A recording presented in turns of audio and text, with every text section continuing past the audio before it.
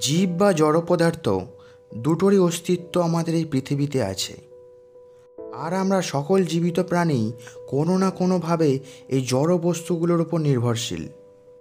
কিন্তু অনেক সময় আমরা চলে যাই, অথচ আমাদের ব্যবহৃত এই জড় বস্তুগুলোর মধ্যেই আমাদের অনুভূতিগুলো রয়ে যায়। আমাদের আজকের গল্প লেখিকা শ্রীপর্ণা ব্যানার্জির কলমে ড্রিম ক্যাচার। শ্রীমতী শ্রীপর্ণা দাস ব্যানার্জির জন্ম 17 সেপ্টেম্বর, কলকাতা। উমেন খ্রিস্টান কলেজ থেকে অর্থনীতি নিয়ে স্নাতক, বর্তমানে ব্যাঙ্গালোরের বাসিন্দা। সাহিত্য চর্চা, লেখালেখি করা আর ছোটদের আঁকার টিচার। কবিতা, ভ্রমণ কাহিনী লেখার শুরু 12 বছর বয়স থেকে। প্রথম প্রকাশিত ম্যাগাজিন কোলাজ 2010 সালে, সেই থেকে যাত্রা শুরু। তারপর আমেরিকার বাঙালি ম্যাগাজিন সৃজন 2015 থেকে বর্তমান। এছাড়া আরও ছোট বড় কিছু পত্রিকায় প্রকাশিত হয় নানা রকম প্রকাশনা। শুরু হচ্ছে আমাদের আজকের গল্প ড্রিম ক্যাচার।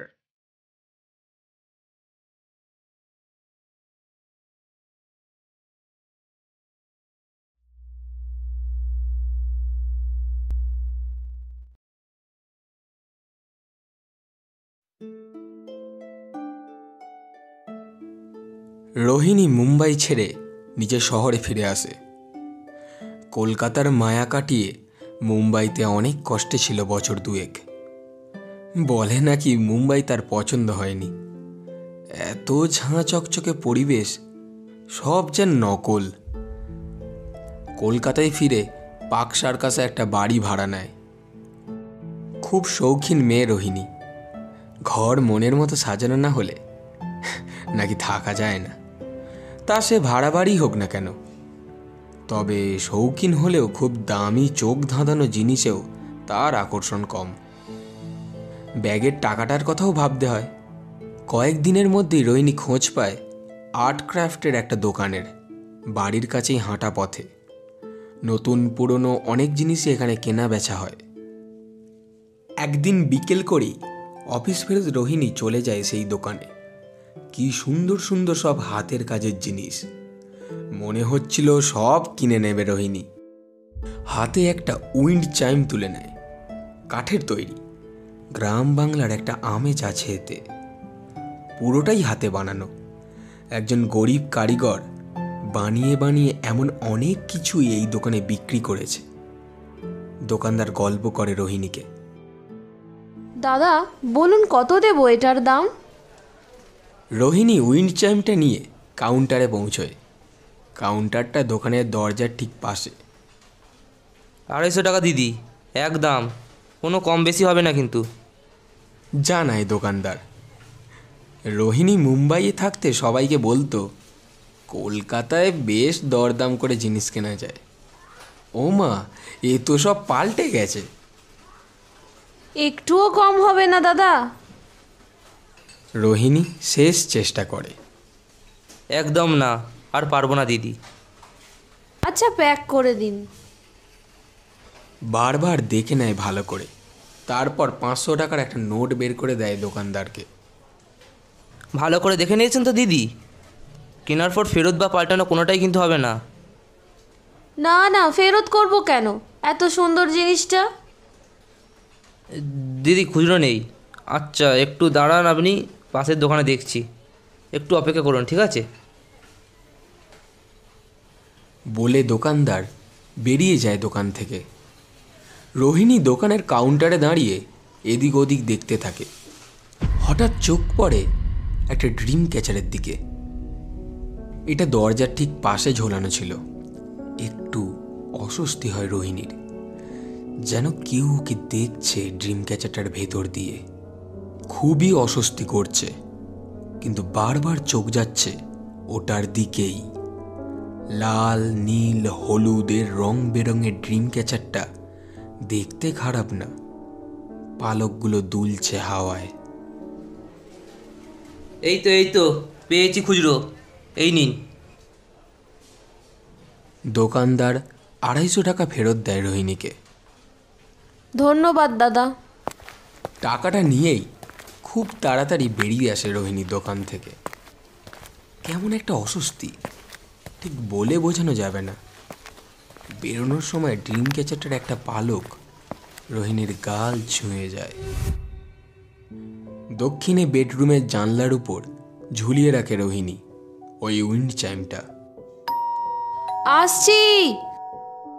হঠাৎ ডোরবেলটা বেজে ওঠে। খাবার অর্ডার করেছিল, সেটারই ডেলিভারি।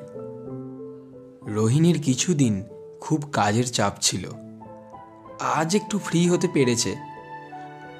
সদ্য ডেলিভার হওয়া ডবল চিলি ফিশটা খেতে খেতে খাটে বসে ক্যান্ডেল লাইটে দক্ষিণের হাওয়া খাবে। খুব সুন্দর হাওয়া দিচ্ছে বটে, কিন্তু অদ্ভুত কাণ্ড, উইন্ড চাইমটার যেন গায়ে হাওয়াই লাগছে না। সে শান্ত হয়ে ঝুলছে, কোনো আওয়াজ নেই। মুডটাই অফ হয়ে যায় রোহিণীর। অজ্ঞতা টিভি অন করে বসে হঠাৎ মনে হলো উইন্ড চাইমটার জায়গায় দোকানের ওই ড্রিম ক্যাচারটা ঝুলছে। চমকে ওঠে রোহিণী। না না, কোথায় ড্রিম ক্যাচার? এটা তো উইন্ড চাইমটাই। অল্প আলোতে দেখতে ভুল হয়েছে মনে হয়। না, মন বসছে না টিভিতে। উইন্ড চাইমটারও শব্দ নেই, অথচ এত সুন্দর হাওয়া। ড্রিম ক্যাচারটাই কিনলে ভালো হতো মনে হয়, বেশ দেখতে ছিল। না বাবা, কেমন একটা অস্বস্তিকর ছিল। কিন্তু উইন্ড চাইমটার হলো কি? হাত দিয়ে রোহিণী 2-3 বার আওয়াজ করার চেষ্টা করলো। শব্দ হলো বটে, তবে কাঠে কাঠ ঠেকলে যেমন শব্দ হয় তেমন। দোকানে যেমন একটা মিষ্টি শব্দ ছিল, সেটা নেই। কাল একবার দোকানে নিয়ে যাবে, এই ভেবে অন্য কাজে মন দিল রোহিণী। কাল শনিবার, অফিস নেই। সব কাজ শেষ করে যখন একটু বসার সময় পায় রোহিণী, তখন ঘড়িতে 11টা বাজে। বিছানা যেন ডাকছে রোহিণীকে, এত ক্লান্ত সে। আলোটা নিভিয়ে শুতে যাবে, আবার দেখল সেই ড্রিম ক্যাচারটা ঝুলছে জানলার কাছে। আবার মনের ভুল, কিন্তু এই মনের ভুল কিভাবে? এসব ভাবার আগে ঘুমিয়ে পড়ে রোহিণী। সারা রাত স্বপ্নে দেখে রং বেরঙের ড্রিম ক্যাচার যেন তাকে ঘিরে আছে। মাঝরাতে একবার ঘুম ভাঙে, জল খেতে ওঠে। মনটা খুব খারাপ, ভার মতন। সকাল 7টায় ঘুম ভেঙে যায় রোহিণীর। হালকা করে গান চালায়। ডার্ক কফিতে চুমুক দিতেই মনে পড়ে যায় আজ দোকানটায় যেতেই হবে। শনিবার দোকানটা বন্ধ হয়ে যাবে তাড়াতাড়ি, 1টা নাগাদ। মোবাইল ফোনটা ঘাঁটাঘাঁটি করতে করতে ওপেন করে ফেসবুক। ভুলে যাওয়া একটা নাম মনে পড়ে হঠাৎ, অনেক বছর পর। তনিমা রায় নামটা টাইপ করে ফেসবুকে। তনিমাও নিজের প্রোফাইল ছবিটা রেখেছে নিজের ছোটোবেলার। সাদা কালো এই ছবিটা, একটা ডোরা কাটা জামা পরা। এই ছোট্ট বয়সের তনিমাকে রোহিণী চেনে, জানে, বোঝে। জামাটাও চেনে। এর আরেকটা সেট রোহিণীরও ছিল। দুজনে একসাথে গড়িয়াহাট থেকে কিনেছিল। অনেক কষ্টে পাওয়া গেছিল একরকম ডিজাইন, একটা গোলাপি আর একটা নীল। দুজনেই চাইছিল গোলাপি, কিন্তু তনিমা নিজের ভালো লাগা ভুলে নীলটা নিজের জন্য তুলে নিয়েছিল। তনিমা বরাবরই তাই করত। রোহিণীর ভালো লাগার কাছে নিজের সব ভালো লাগা স্যাক্রিফাইস করত, শুধু শেখরকে বাদে। তনিমা আর রোহিণী কেজি ক্লাস থেকে বন্ধু, এক পাড়া, এক স্কুলে, সব সময় একসাথে। শুধু কলেজটা পাল্টে যায় পছন্দের সাবজেক্টের জন্য। তনিমা যায় ইঞ্জিনিয়ারিং কলেজে, আর রোহিণী অন্য কলেজের এনটিও ডিজাইন ব্যাচেলার্সে। এখন রোহিণী মিন্টো পার্কে একটা বেশ ভালো কোম্পানির ডিজাইন অ্যাডভার্টাইজার। নিজের একটা ফার্ম খোলার ইচ্ছা আছে তার। আর তনিমা এখন আমেরিকায়। শেখর খুব অল্প বয়স থেকেই বাবার ব্যবসা দেখাশোনা করে। ওদের বিশাল ফার্নিচারের ব্যবসা কলকাতায়। আর একটা কিছু ইল্লিগাল ব্যবসা শুরু করেছিল, সেটা পরে ধরা পড়ে যায়। নন বেঙ্গলি শেখর একই কলেজে বিজনেস ম্যানেজমেন্ট নিয়ে ভর্তি হয়। সেই একই কলেজ থেকে আলাপ রোহিণীর সাথে লাস্ট ইয়ারে। চার্মিং ছেলে, দেখতে কথাবার্তা স্মার্ট, পছন্দ হয় রোহিণীর। বাবা মা পরিবারের বাইরে তনিমা ছাড়া এই শেখরকে ভালোবেসে ফেলেছে। বছর ঘুরতে না ঘুরতেই রোহিণী বোঝে এ ছেলে ভরসার যোগ্য নয়। অনেকের সাথেই অনেক সম্পর্কে ধরা পড়েছে বেশ কিছুবার। তনিমা জানতো শেখরের কথা। রোহিণী ওর আর শেখরের সম্পর্ক থেকে বেরোতে চাইছিল, আর তনিমা ওদের দুজনের সমস্যা মেটাতে মেটাতে নিজেই কিভাবে যেন জড়িয়ে পড়ে।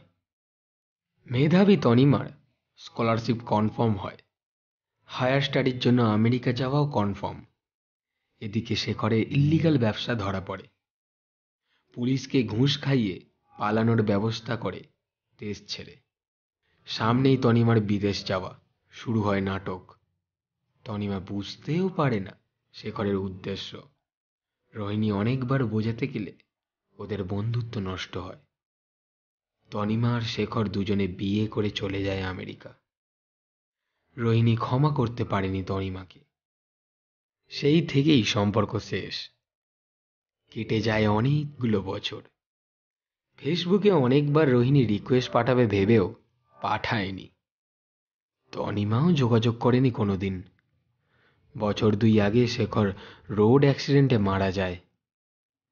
হতে পারে তনিমা ভাবে মনে মনে রোহিণীর অভিশাপ। ধারণাটা একান্তই রোহিণীর, কিন্তু রোহিণী কোনোদিনই বন্ধুর ক্ষতি চায়নি। ছবিটার দিকে তাকিয়ে কতক্ষণ কেটে গেল বুঝতেই পারে না রোহিণী। না, ব্রেকফাস্ট করে বেরোতে হবে, আর দেরি করলে দোকান বন্ধ হয়ে যাবে। দাদা, রোহিণী ডাক দেয় দোকানটায়। আসুন আসুন, আজ কি চাই? দোকানদার জিজ্ঞেস করে, কালকে নিলাম না, এই দেখুন না, বাড়ি গিয়ে টাঙিয়ে দেখি কোনো শব্দ নেই। কি যে বলেন, এটা কি ব্যাটারি না ইলেকট্রিকে চলে যে খারাপ হয়ে গেল? সত্যি দেখুন। বলে ব্যাগ থেকে রোহিণী বের করে উইন্ড চাইমটা।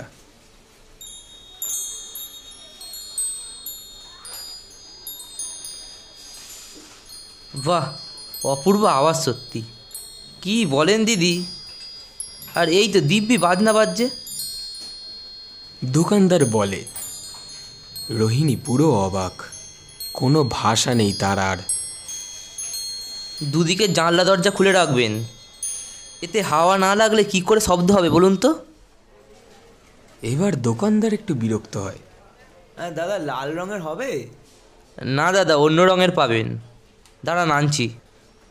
দোকানদার অন্য খদ্দেরে মন দেয়। রোহিণী আবার একটু দোকানটা ঘুরে ঘুরে দেখে। না, আজ আর কিছু কিনবে না। মনটা কাল থেকেই খারাপ। উইন্ড চাইমটা আবার ব্যাগে ঢুকিয়ে যেই বেরোতে যাবে, আবার সেই ড্রিম ক্যাচারটা যেন আবার ওকে দেখছে, দুলছে হাওয়ায়। হাত দিয়ে ছুঁয়ে দেখে রোহিণী। একটা অদ্ভুত অনুভূতি হয়। হাত সরিয়ে বেরোতে গেলে আঙুলে আটকে যায় একটা পালক। আহা, একটু দেখে, না হলে আপনাকে এটার টাকা দিতে হবে। কথাটা হেসে বললেও কথার টানে একটা বিরক্তি আর ব্যঙ্গ আছে, সেটা বুঝতে পারে রোহিণী। বেরিয়ে যায় সরি বলে। উইকেন্ডে মনটা বড্ড খারাপ। সোমবার অফিসে সব বলে সুজয়কে। তনিমার কথা মনে পড়া, ওকে মিস করা, সব কিছু। সুজয় একই অফিসে কাজ করে রোহিণীর সাথে, ভালোবাসে রোহিণীকে। 2 মাস মাত্র আলাপে সুজয়ের মনে হয় এই সেই মেয়ে যাকে সে বিয়ে করতে চায়। রোহিণী সুজয়কে বন্ধু ভাবে, শুধু একজন ভালো বন্ধু। ভালোবাসাতে ওর আর ভরসা নেই। সুজয় নিজের বাড়ি আছে কলকাতায়, কলকাতারই ছেলেও। চল আমায় তোর সেই দোকানটায় নিয়ে চল, এত প্রশংসা শুনছি যখন। আর আমারও একটা গিফট কেনার আছে, বোনের জন্মদিনের সামনের সপ্তাহে। যাস না তো দোকানটায়, দোকানটার সব জিনিস অদ্ভুত, ভুতুরে। দোকানে সুন্দর, ঘরে আনলেই বান্দর। রোহিণী বলে হাসে। যা বাবা, এই তো শুক্রবার কিনলি, বললি কি সুন্দর জিনিস, কি সুন্দর দোকানটা, সোমবার ভুতুরে হয়ে গেল। সত্যি? তাহলে তো যেতেই হবে রহস্যজনক দোকানটায়। সুজয় খুব উত্তেজিত। চল তাহলে, আজ কাজের চাপও কম, ঘুরিয়ে আনি তোকে। রোহিণী কাঁধে ব্যাগ নিয়ে দাঁড়িয়ে পড়ে। দুজনে ট্যাক্সি করে পৌঁছয় আর্ট ক্রাফটের দোকানটায়। বাবু, এত কম করে টাকা ধরলে হয় নাকি? আমাদেরও তো পেট চালাতে হয়। এক বয়স্ক লোককে দোকানের ভিতর দোকানদারের সাথে দরাদরি করতে শোনে ওরা দুজনে। এই দামই ঠিক আছে দাদু, আর আপনার তৈরি জিনিসের অভিযোগ আসছে। দোকানদার জানায় ব্যঙ্গ করে, বাড়ি নিয়ে গেলে নাকি কাজ করে না ওগুলো। বাবু পয়সা দিবেন না? না দিন, কম দিন, কিন্তু আমার কাজের বদনাম দিবেন না। রেগে যায় বুড়ো দাদু। দোকানটা হাফ শাটার দেওয়া। সুজয় আর রোহিণী উঁকি মারতেই দোকানদার বলে ওঠে, দিদি লাঞ্চ টাইম, একটু পরে আসুন। আর আমি আগেই বলে দিয়েছি, জিনিস পাল্টানো বা ফেরত হবে না কিন্তু। আরে না না, আমার কিছু কেনার ছিল। এই ভদ্রমহিলা আমার বন্ধু, ইনিই আমাকে আপনার দোকানের সন্ধান দেন। ও আচ্ছা, তা আমায় মিনিট 15 সময় দিন। এই ভেন্ডরের সাথে কাজটা সেরেই আমি সারাটা তুলছি। দোকানদার বলে বয়স্ক দাদুকে, এই যে দাদু, যে মহিলাটাকে দেখলেন তো, উনি কিনেছিলেন আপনার তৈরি কাঠের বাজনাটা, উইন্ড চাইমটা। উনি জিনিসটা কিনে কিন্তু খুশি নন। কাঠের কোন বাজনা? ওই যে সেই কাঠের বাজনাটা, যেটা হাওয়া দিলে টুংটাং শব্দ করে। আমাদের গ্রামে নকশা কাটা ওইটা? তোমার গ্রাম না ছাতা, কোন গ্রাম জানি না, যত ঝামেলা। এমন কথা বাবার জন্মে শুনিনি। উইন্ড চাইম দোকানে বাজে, অথচ ঘরে বাজে না। দোকানদার বলে চলে কথাগুলো।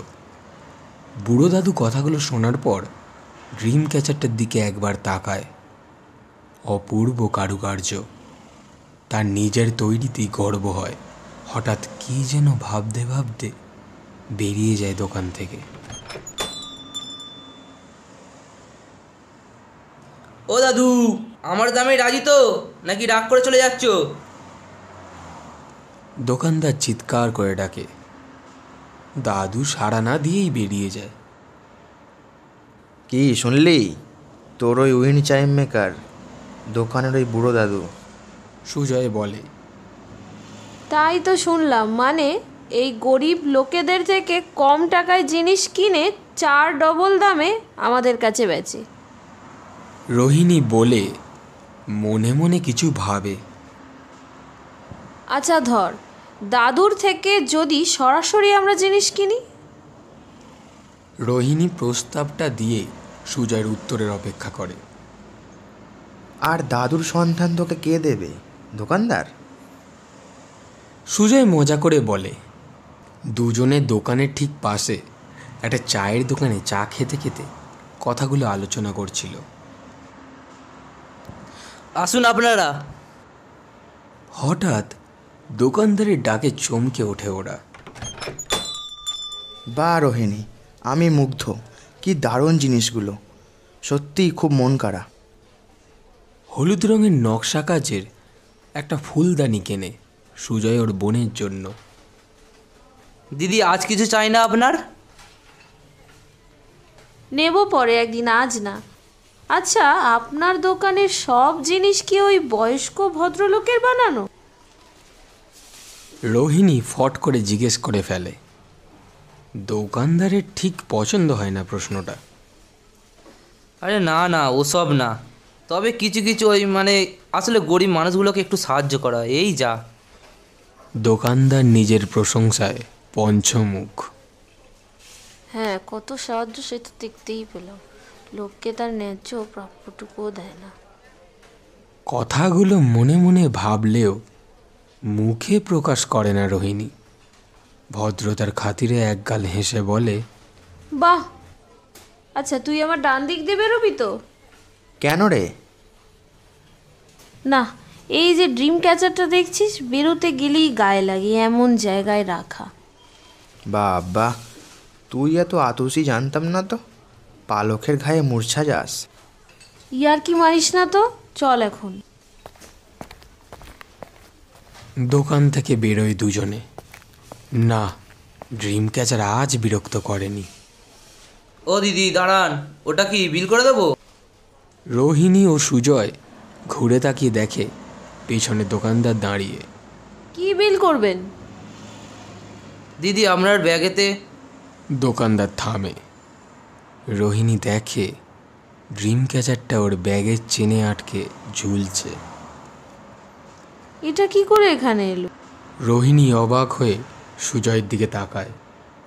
না না, আমি চাই না, এটা আপনি রেখে দিন। রোহিণী ড্রিম ক্যাচারটা ফেরত দেয় দোকানদারকে। ও চাই না? আপনার ব্যাগের সাথে ঝুলছিল, ওই তাই ভাবলাম। মানে কি বলতে চাইছেন? আমি চুরি করে পালাচ্ছি? রোহিণী রেগে যায় খুব।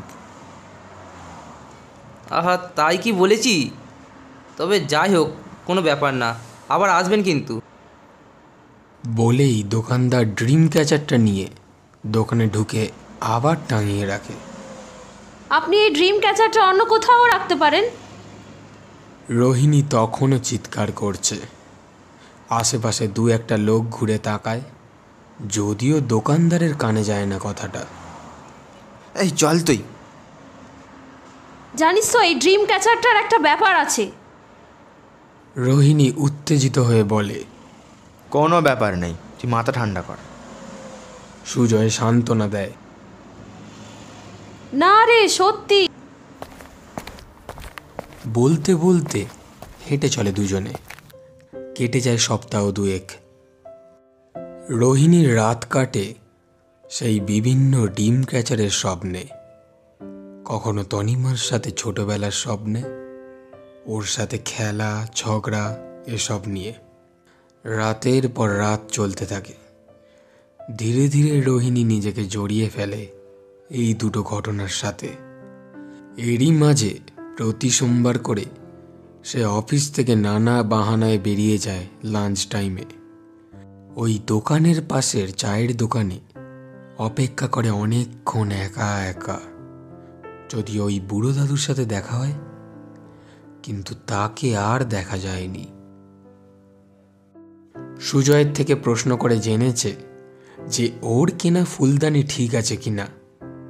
প্রশ্নটায় সুজয় জানায় সব কিছু ঠিক আছে, এমনকি ওর বোনের ফুলদানিটা এত পছন্দ হয়েছে যে ও নিজে এসে ওই দোকান থেকে আরও অনেক কিছু নিয়ে গেছে, আর সেগুলো দিয়ে ঘর সাজিয়েছে। এই সব ঘটনায় রোহিণী আরও চিন্তিত হয়, ঠিক ওরই সাথে এমন হচ্ছে কেন। ধীরে ধীরে এই পরিস্থিতি মেনে নিয়ে চলছিল রোহিণী। উইন্ড চাইমটা পয়সা নষ্ট ভেবে তুলে রেখেছে আলমারিতে। এক বৃহস্পতিবার রোহিণী ছুটি নিয়েছে অফিস থেকে। পুরনো কলকাতা মানে উত্তর কলকাতা যাবে কিছু বই কিনতে।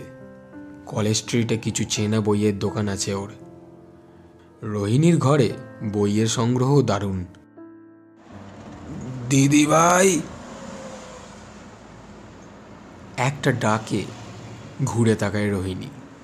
আরে, সেই বয়স্ক বুড়ো দাদু। রোহিণীকে পেছনে ঘুরে দাঁড়াতে দেখে এগিয়ে আসে বুড়ো দাদু। মা, তুমি কি সেই যে ওই দিন দোকানে এসেছিলে? দাদুর স্মৃতিশক্তি দারুণ। হ্যাঁ, কিন্তু আপনি এখানে? রোহিণী অবাক হয়ে প্রশ্ন করে। ওই দোকানে জিনিস বেচা ছেড়ে দিয়েছি মা। আমার জিনিস খারাপ বলেছে।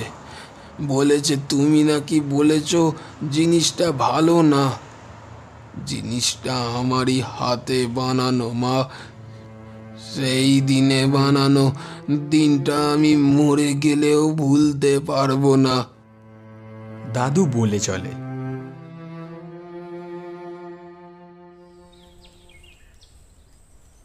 ও দাদু, আগে আমারটা।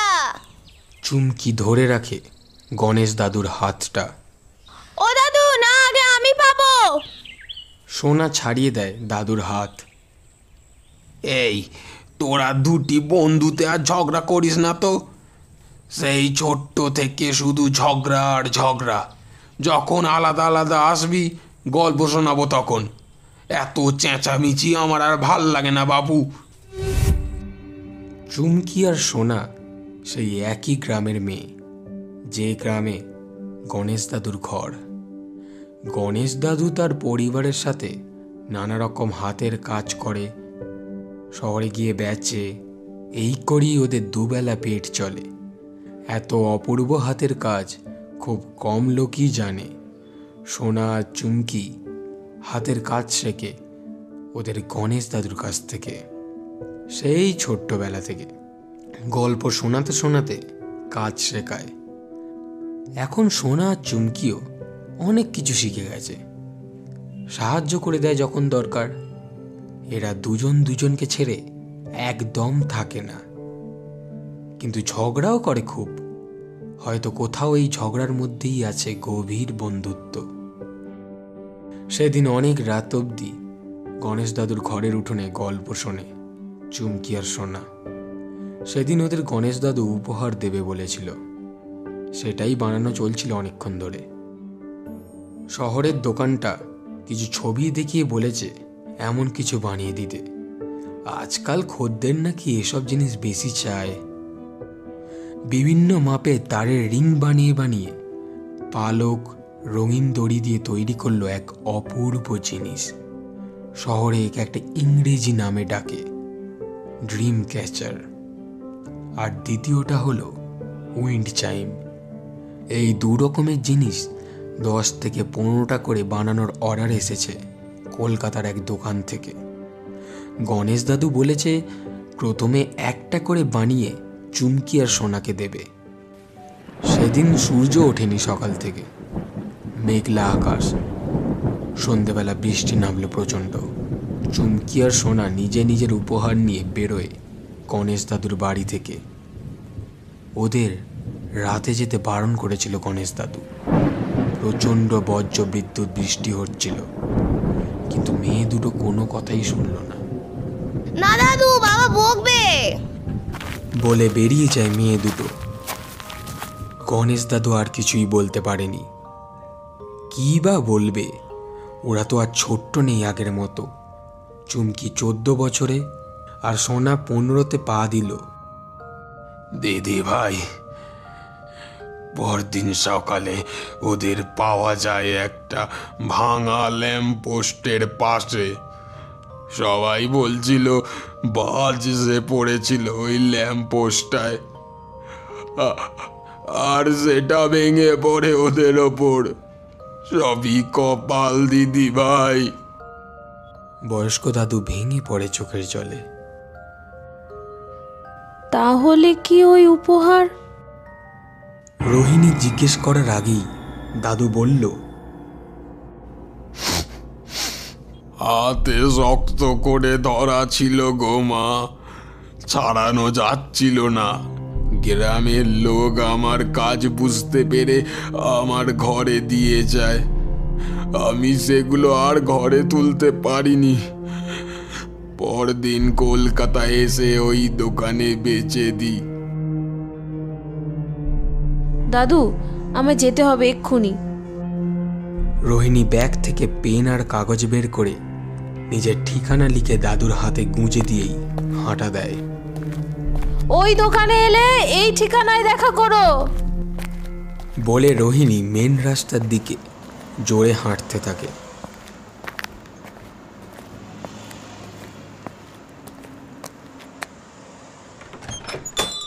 দাদা, ড্রিম ক্যাচারটা প্যাক করে দিন। রোহিণী প্রচণ্ড তাড়ায় আজ। 125 টাকা দিদি। 100 টাকার দুটো নোট দোকানদারের হাতে ধরিয়ে ছুটে বাড়ি পৌঁছয় রোহিণী।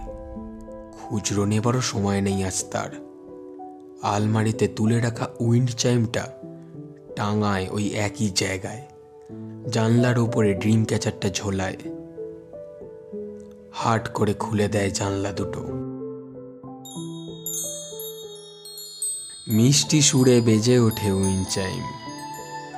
দু চোখ দিয়ে জল ঝরে রোহিণীর। চুপ করে বসে থাকে খাটের উপর। পাশেই ল্যাপটপটা খোলা।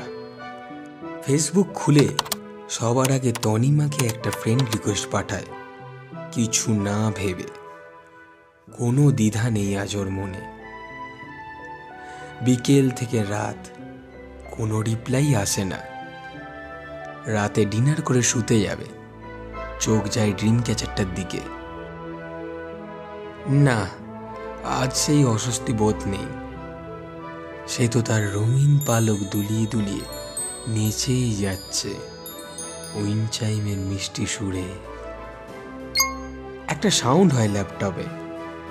Tanima Roy has accepted your request on Facebook. হাসি কান্না সব অনুভূতি ঘিরে ধরেছে রোহিণীকে। চোখ ঝাপসা, ভালো করে দেখতেও পাচ্ছে না ল্যাপটপের স্ক্রিন। তনিমাকে ফিরে পাবে কিনা জানে না রোহিণী। তবুও তার মন খুব খুশি, একটা শান্তি মনে।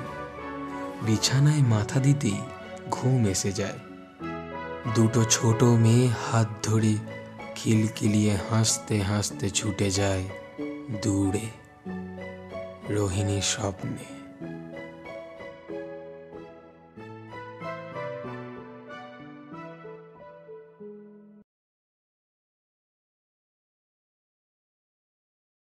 শেষ হলো আমাদের আজকের গল্প ড্রিম ক্যাচার। গল্প লেখিকা শ্রীপর্ণা ব্যানার্জি, রোহিণী শিল্পা, সুজয় ও গল্পের সূত্রধার আমি রাহুল, আর্ট ক্রাফটের দোকানদার দীপঙ্কর, বৃদ্ধ ব্যক্তি, গল্পকথক ও সমগ্র গল্প পরিচালনায় সায়ন, সমগ্র গল্পের আবহ সঙ্গীত, স্পেশাল এফেক্ট ও পোস্টার ডিজাইনে সূর্য। আমরা অশেষ ধন্যবাদ জানাই গল্প লেখিকা শ্রীমতী শ্রীপর্ণা ব্যানার্জিকে গল্পটি অডিও রূপে প্রকাশ করার ক্ষেত্রে আমাদের বিশেষভাবে সহযোগিতা করার জন্য। আজ আমাদের সাথে ছিল শ্রীপর্ণা কর্মকার ও সৃজিতা চক্রবর্তী।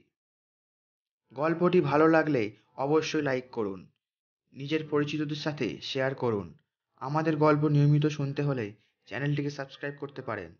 আবার একটা নতুন গল্প নিয়ে হাজির হব আমরা। ততক্ষণের জন্য be safe and stay connected.